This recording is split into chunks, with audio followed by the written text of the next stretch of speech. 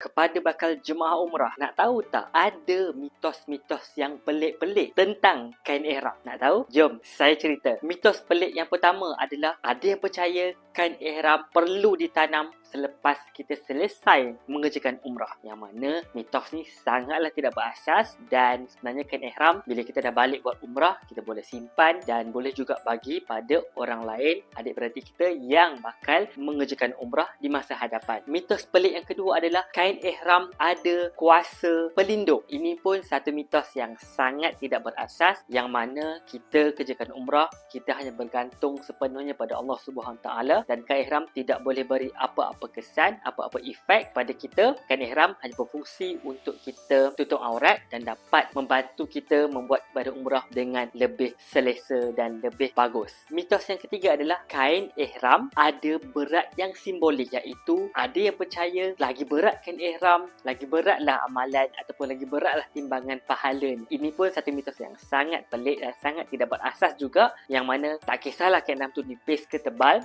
kain ihram tidak bawa apa-apa makna, melainkan hanya untuk kita tutup aurat dan juga melambangkan kesucian dan ketakwaan kita kepada Allah Subhanahu Wa Taala semasa kita mengerjakan umrah. Mitos yang keempat dan yang terakhir adalah ada yang percaya kain ihram perlu dipakai dengan cara tertentu ataupun dengan cara ikut tradisional masing-masing. Ini pun satu fahaman atau mitos yang salah. Faktanya, kain ihram boleh dipakai dengan apa cara sekalipun. Yang penting tutup aurat dan kita mudah dan selesa mengerjakan ibadah umrah dengan cara lipatan ataupun cara kita pakai kain ihram tersebut. Dan kain ihram tidak perlu dan tidak wajib untuk ikut mana-mana cara, asalkan dia bagi keselesaan, dia bagi kita dapat mengerjakan ibadah umrah dengan lebih baik, dengan lebih smooth, dan kita boleh mudahkan kita buat ibadah sepanjang kita berada di Masjidil Haram nanti.